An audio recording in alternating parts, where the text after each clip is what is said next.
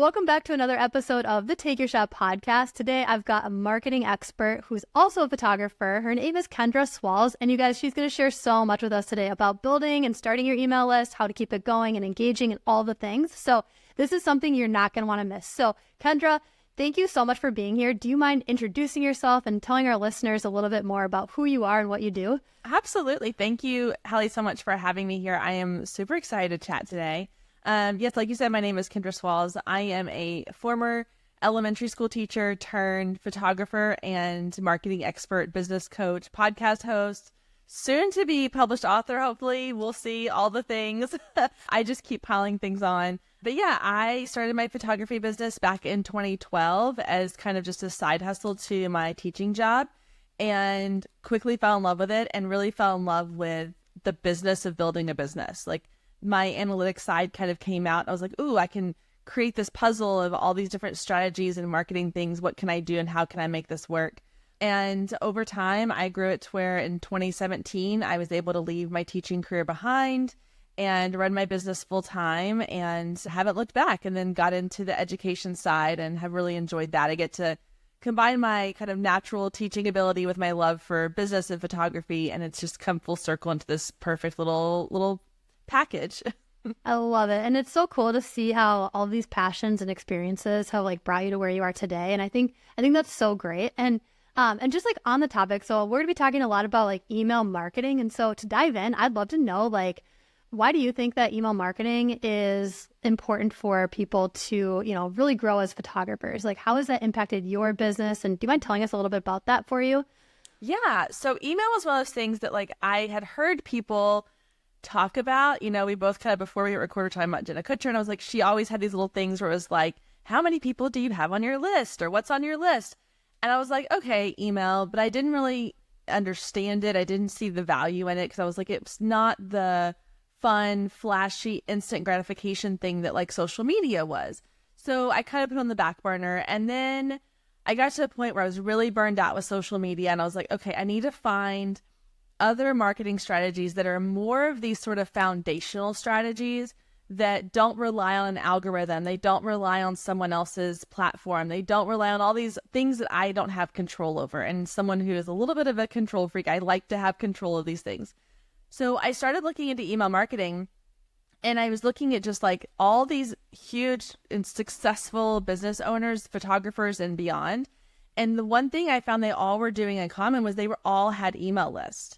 And ultimately, while they were putting out this great content online, whether it was on YouTube or Instagram or Facebook or wherever, it all came back to their email list. And that's where they were creating relationships. And that's where they were, making sales. And so I was like, well, if they can do it, why can't I do it? So I started off kind of just dabbling in it. And once I started really growing my email list, I found that it became so much easier to book clients. I wasn't sort of scrambling and like posting these sales on Facebook or going into moms groups and trying to like get people to sign up for mini sessions. I was able to go to my email list of past clients, potential clients, and say, hey, I have this stuff coming up, or hey, if you're interested in this. And I would get bookings just from my email. And I was like, wait, I don't have to go and like dance on a TikTok video in order to like make sales. Like, this is amazing. So that's really ultimately what started off this passion of email marketing. And there's sort of this like comfort level to it of knowing that, again, you don't have to worry about if the algorithm changes, or if, one of these days Mark Zuckerberg just gets a wild hair and shuts everything down, like, and you're left with nothing. You still have a place to go to, and that's your email list. Totally. And different to social media, like, you don't really own that space. You don't own your followers versus, when it comes to your email list, like, you own that space. You know that these people have subscribed to you because they want to hear what you have to say. And so there is value in that. And so, yeah, there is kind of that level of security that you do get when you've got these people who are tuning in every single time you write an email to them, and like they want to hear from you because that's why they subscribed, or you've already given them some sort of value and they want more of that, which is probably something we'll get into. But so good. So would you say that there are any common misconceptions that you see around email marketing, or things that maybe you thought were true, but then realized they aren't? Like, what would your thoughts be on that? I think one of the main misconceptions is that people think that they have to have this really successful business to have an email list. So like, well, I don't have thousands of followers on Instagram, or I don't have a ton of past clients. I'm just starting out.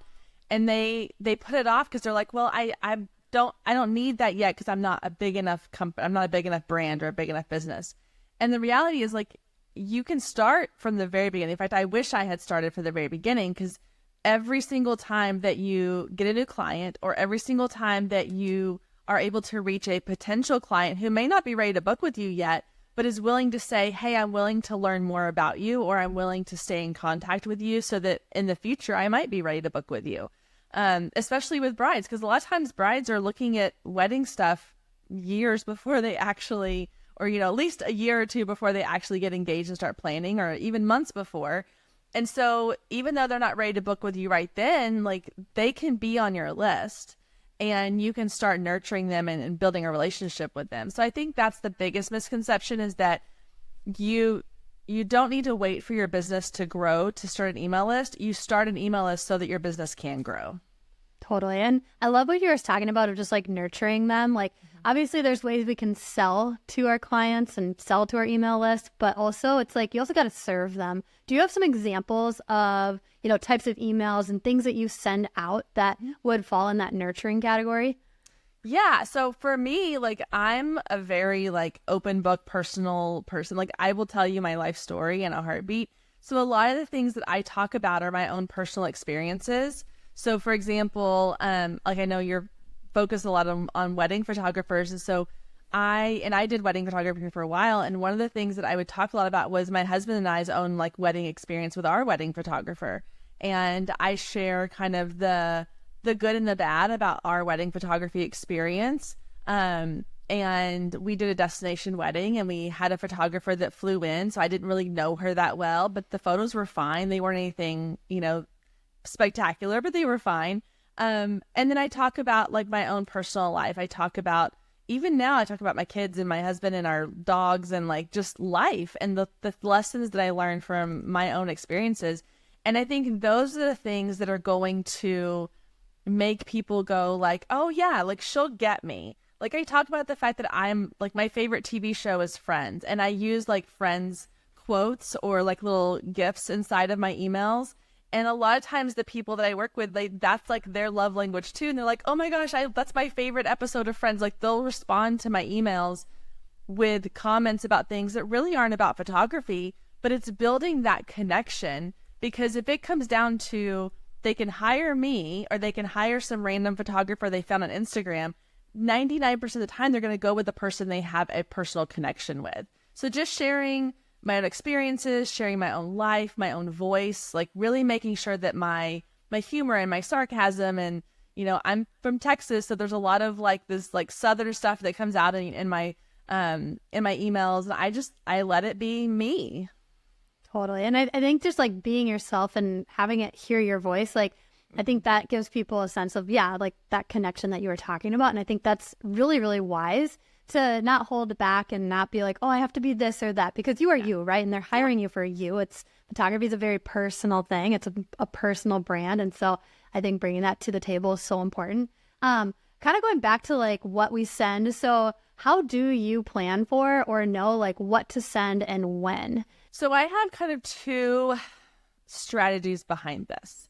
So one is, I am someone who, if I'm really good about like my podcast, putting out something every single week. But when it comes to like having to sit down every week and like plan another email or a blog post, that's where I get kind of caught up. So the first thing I did is I said, okay, how can I make this as easy as possible, but still make people feel really welcomed? So when someone first joins my email list, it's like, I use the analogy of when you meet someone new, you're at an event and you meet a really cool person, and you're like, hey, we just really hit off, and like, I would like to be friends with this person. Like, they're super cool and we get a lot in common. And you exchange numbers, or you text, or you follow each other on Facebook. And then if they just completely ghost you for like 3 weeks before they ever say anything, you're kind of like, oh, you're second guessing. Like, maybe I felt it and they didn't, But if you both had this connection and then they reach out, they're like, hey, that was so much, I enjoyed meeting you. Let's go grab coffee or whatever. That's that reassurance of like, oh, okay, I made the right choice. So when someone joins my email list, I want the first emails they get to be that reassuring piece. So I create an entire workflow, like an automated set of emails that go out to them for about 6 weeks after they first join my email list. And these are emails that are who I am. They get to know me. They get to know like what my brand is. They get to know like what it is that I offer, but not in a salesy way. This is very much a like just kind of bring them into the fold sort of emails. It's conversational. It's asking questions. I'm wanting them to respond to my messages. I'm wanting to create this two-way conversation. So I'm very purposeful about having questions and things that they can answer for me. And then once they've gone through that, they feel comfortable and they feel kind of welcomed. Then I go into like the weekly emails and I plan those out in advance, typically around whatever content I'm putting out, whether it's a podcast episode or a YouTube video, or if I have new specials going for my photography stuff. And so I try to plan those out and schedule those out about a month in advance. So I sit down one day a month, I write my emails for the month, I schedule them, and then they go out. And that way it's not something that's taking up all this time in my business. It's already kind of done for me. I love that. And I think the way you described it as, you know, you meet someone and then they just ghost you. It's like, then they email you a couple months later and you're like, wait, who are you again? So yeah. I think that's so great. And like talking about the nurturing and the nurturing sequences and just making sure that you have that like automated and set up is great. And then they just join on in on your monthly stuff once they've kind of been nurtured. So I think that's really good. And you know, on the topic of audiences, so I think a lot of photographers, you know, probably have different audiences that they're speaking to. Do you have a way or a different process for different types of people on your list? So like, for example, clients versus, you know, weddings or sessions, like how do you segment that? And is there any difference in terms of like how you're nurturing them in those sequences?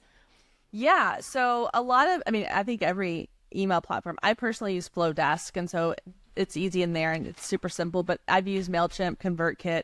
They all do this. So you can segment your audience. So I segment mine on two things. One, based on how they come onto my email list. So I have different sort of like lead magnets that get them into my email list. So I know that like for one of them is I have an email marketing starter kit. So if someone joins my email list on an email marketing starter kit, they're probably not a photography client. They're probably more likely an educational client.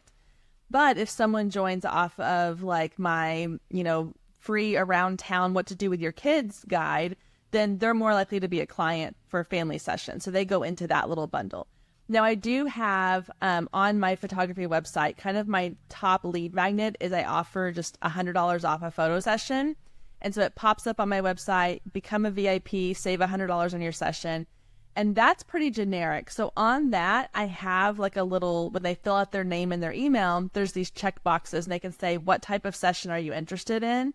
And they can check all the sessions they're interested in. And then that puts them into a category as well. So that way I know if they tell me that they're a wedding client, then I can send them more kind of wedding specific information, as opposed to if they're a family client or, you know, just a portrait client, that I kind of have a different set. Now, some of my emails overlap. So I do have these automated workflows that go out, but I don't have to reinvent the wheel for every single workflow. There's certain ones that are like introducing myself or, you know, things like that I can just kind of copy and paste into each workflow. So it's not like I'm having to create 3 completely different sets of emails. I'm just tweaking them a little bit to fit where those that audience is at.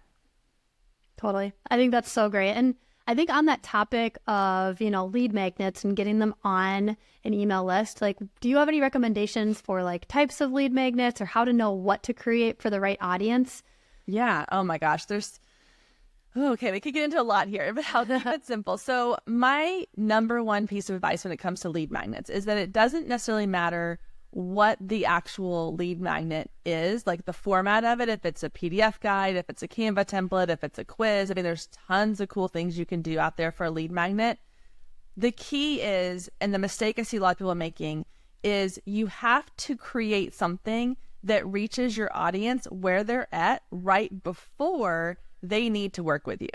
So a lot of times people are targeting their audience at the wrong point in the audience journey. So if you think of like a timeline, and if the end of the timeline is, or the middle of the timeline is, the event. So like say for brides, it's getting engaged is the middle of the timeline. Well, if you are targeting them just before they get engaged, you're more likely to have a better success rate than if you target the ones that are already starting to plan their wedding, because they probably already have a lot of vendors in mind, or they've already talked to some people. But if you can reach them prior to that, then you're more likely to be top of mind. You've already built that relationship before the ring goes on the finger and they start the all like planning process.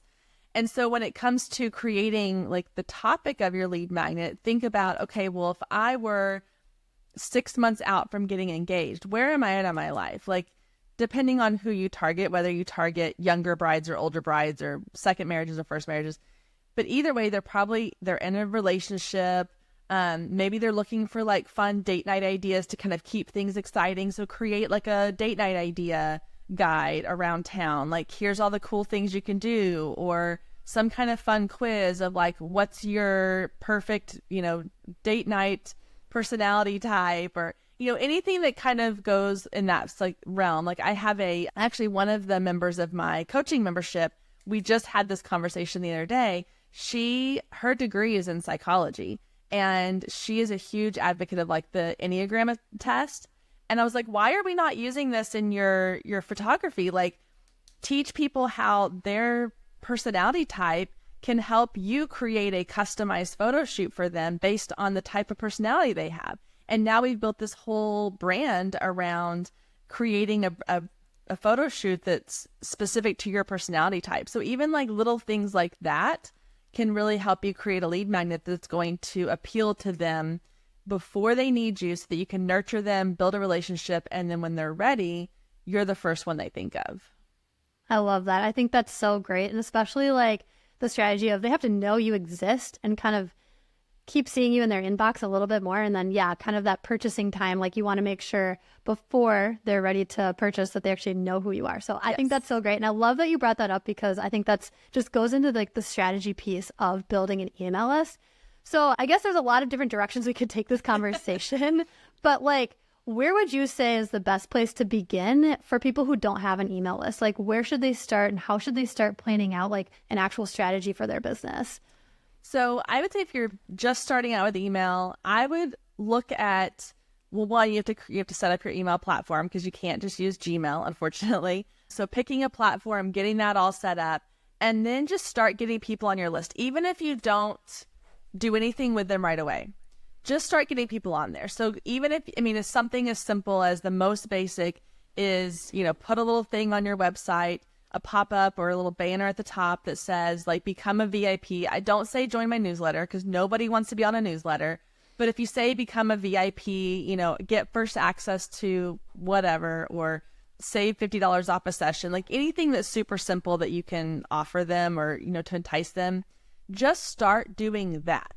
And that way you can start getting people on your email list. Then you can work out the details of a lead magnet and a workflow. And I know there's people out there, and I get this way sometimes too, where you feel like you have to have all the pieces of the puzzle figured out, like the 10 steps ahead before you ever start. And I would say, don't worry about step 10. Just start with step 1, get it going, start getting people, put it out into the world, put it on your social media, put it on your website, and then grow it from there, because it's not going to be perfect and completely all in place before you get started, or you'll never get started. It'll be 3 years from now, and you're like, oh man, I wish I'd started 3 years ago. So just jump in, get that platform, and start getting people on your email list. I love that. And speaking of platform, do you have any recommended like platforms, or even just like tools related to building and creating like an email list and the magnets and all the things that go into it? Like, what are your favorite tools to use? So I have 3 that are like my ride or die tools. Like, these are the ones that I couldn't run my business without. One is Flowdesk. So that is my email platform of choice. It's a lot of photographers use it. It's kind of aimed at people who are visually creative, because they have really beautiful templates and things. And then, so Flowdesk would be my first one. My second one would be Canva, because Canva, I mean, I use it for everything, and they make it super easy to go in and create like a free guide, or even like a little graphic you can put on your website that says become a VIP. Like all those things are really quick and easy. And then the third thing is ChatGPT. I use ChatGPT for so many things in my business. And one of the things that I tell people to do is go into ChatGPT. And the first thing I tell it to do is I start a new little thread, and I'm going to continue to use the same thread for everything I do going forward. And I'll say, I'm about to ask you to create content for my business. Please ask me 10 questions to help you understand my business better so that I can then, you can then create content for my business. It will ask me 10 questions. I will then answer those 10 questions. And that a lot of times it's things like, who is your ideal client, your audience? What is it that you offer? What's your unique selling points? You kind of have to give it some thought. But once it knows that information, you can then go in and say things like, help me come up with a creative lead magnet idea for my audience. And they'll give you suggestions. And then if you find one that you like, say, help me turn this into a quiz. Give me 10 questions I could ask in a quiz format. And they'll give you that information. And then you just go plug it into wherever you need to plug it into. But man, it saves so much time. And it does, if used correctly, can give you a like brainstorming session in such a quick amount of time. And it gives you ideas that you probably would not have come up with on your own, at least not as quickly as it did for you. I love that. And that's such a great hack too, of just like having it, learn about what it needs to learn about so it can best serve you. So it's like truly doing the consulting. I think that's so great. Yeah. And yeah, ChatGPT and like automations, AI, that is like its own topic. Oh yeah. Yeah. But I love what you just said there. So next I'd love to ask you is just like, once you have people onboarded onto your email list, you kind of have all the tools and everything you need to get started, and they've gone through the nurture sequence, like how do you know what to send people on your list once they've kind of gone through that nurture automation? Yeah, this is a question I get a ton because I think it's one that people are like, I don't know, like, what do I say besides I have this special offer, I offer this thing. And so I always say once they go through your nurture sequence, that welcome series, and you start sending consistent emails, and just remember, consistent doesn't mean constant. One a week is fine. One every other week is fine. I follow the 80-20 rule. So 80% of my content is going to be sharing something of value or entertainment or of interest to your audience. It's that relationship building. And then 20% is going to be sales. Another way someone explained it to me that I loved was 80% of the time you give them what they want, and 20% of the time you give them what they need. And so that 80%, that's where you're just sharing stories. You're sharing answers to frequently asked questions. You are giving them like tips. You're sharing information that they might find, just even if it's motivational, even if it's something like, sometimes I call them like little coffee chats, like something you might say if you just ran into like a friend in a coffee shop and y'all were chatting for a few minutes. What would y'all talk about? What's been going on in your life? Like, obviously, you don't have to give them like a life update every week, but if it's something relevant, like I shared with my coaching group, an email I shared was about how my 12-year-old daughter started trying for a new sport this year, and she knew nothing about the sport. She knew nobody going into it, and she went out there and she was terrible for the first 2 practices, but she kept at it.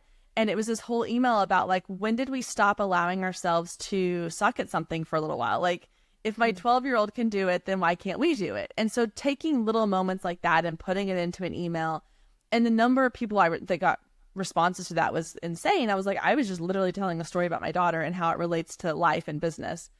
But if you think about like with weddings, for example, if you're a wedding photographer and you have all these potential future brides on your list, they are in this phase of life where not only are they wedding planning, but they might be dealing with family stress. They might be dealing with like friendship situations because of someone wasn't asked to be in the wedding, or, all these things. And those are things that you can talk about. And then every 4th email, you say, hey, by the way, like, if you're interested in setting up a consultation, I would love to chat with you more about your wedding day photography. And so balancing it out that way makes it less pressure on you to feel like, oh, I'm always selling to them, and more like, oh, I'm just having conversations with people that could potentially want to work with me someday. I think that's so great. And it really relates back to what we were talking about earlier. Just like being just authentically yourself and, building those connections, meeting them where they're at in the moment. And I think it's really cool how like they can see into like your life and how that is actually relatable to like where they're at too. So I'd love to know, do you have any advice or, common things that people can expect when they are, just starting their list and other things they should know? Yeah. So one thing I know a lot of people get kind of discouraged by is they will start an email list. They're all eager and excited. They get a couple people on their list, and then they start sending out these emails, and they'll come to me and be like, Kendra, I've sent this email and I didn't have a ton of people open it.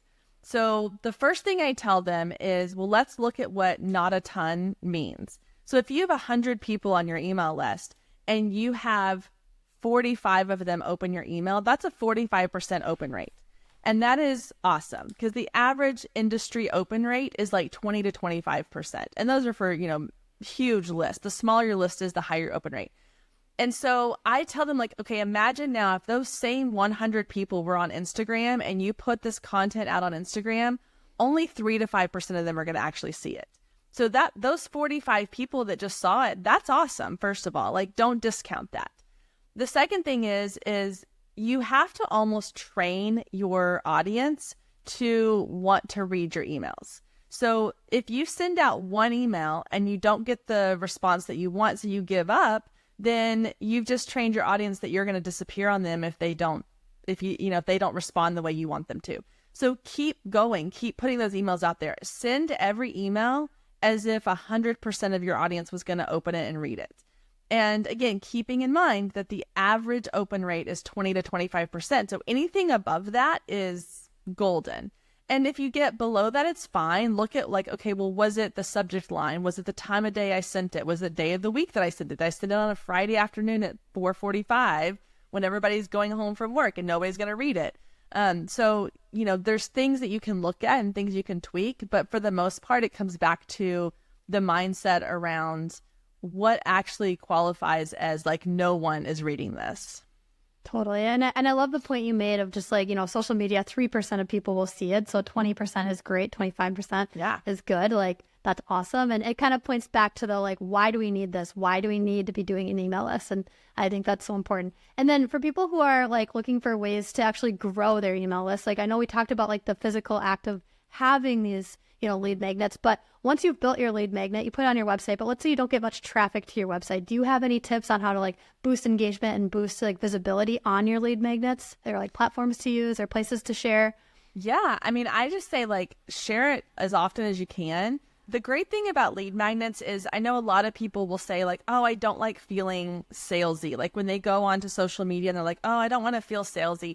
The great thing about lead magnets is you're not selling anything. You are giving something away for free that people want. So an example I use is I have a member inside my coaching membership who is a family photographer. And we created this sort of family fun guide. So she lives in the Atlanta area and she went through and created like this entire guide of things to do with your kids, like on a weekend, and things like special events for the holidays, free, like what days of the week kids eat for free, like all this stuff. Tons and tons of great value that parents would love to have all in one place. So when she goes into like a mom's group and someone's asking on Facebook and someone's asking like, hey, does anyone, know of any pumpkin patches to take my kids to? She can go, actually, yeah, I have this whole guide that has like 10 of them in there. Like if you want to go grab it, here's the link. And she's not selling anything. She's not saying, hey, come book a photo shoot with me. She's literally just providing a resource that her ideal client can use. And now they're in her funnel and then she can build a relationship with them. And so having these lead magnets makes it so much easier to put it out there. If you're a wedding photographer and you create some fun quiz for future brides to take, again, you're not selling them anything. You're literally just saying, I have this cool thing. Put it all over Pinterest. Pinterest is great for lead magnets. Put it out on social media. Put it in your content calendar that once a week or once every 2 weeks, you are pushing that thing like crazy. Post it in Facebook groups. Ask people to share it. Anywhere that you're putting content out into the world, you want to be putting your lead magnet out there. I love it. I think that's so great. Is there anything you want to leave our listeners with before we wrap up our episode? Yeah. So the last thing I want to say, and this is not so much like a tip, more as a mindset piece, is that if you're listening to this and you're like, yeah, this all sounds great, but it's just one more thing to add to my to-do list of all the things I need to do, just keep in mind that email marketing is a foundational piece of marketing. And it's one of those things that you're going to get returns on for so long in your business, and it's going to have so much value. And so it's worth it requires so minimal effort when you think about it compared to like social media or creating blog posts or putting content out. It's so simple compared to that. And yet it can bring in so much more sales, so much more relationship building, so many more like lifelong clients that you have. And so that alone, I feel like is worth investing the time in to get it set up and get it running in your business. So good. So good. Well, Kendra, this has been so awesome. And for people who want to connect with you or learn more, where can they find you and what types of things do you offer? Yeah, absolutely. Well, you can find me at my website, girlmeansbusiness.com. It's kind of my home base. Everything is there. There's links to all my social pages and things like that. I do have the Girl Means Business podcast where you can go check out all my, marketing tips on there. And then I have a coaching membership for photographers. It's called the Focus Photographer Lab. And inside that coaching membership, you get access to a resource library with lots of recorded videos and templates and resources for you to read through and go through and watch and download. There's a community space. And then the real kicker is that you get access to me as your personal one-on-one coach. So each month you get access to 3 one-on-one 30-minute little coaching sessions about anything in your business that you're working on. And you get all that for $47 a month right now. So definitely come check it out and come hang out with us inside the lab. I love that. Seriously, this has been so great having you on the show today, Kendra. Thank you so much for your time. And for those of you who are listening, we'll see you next week.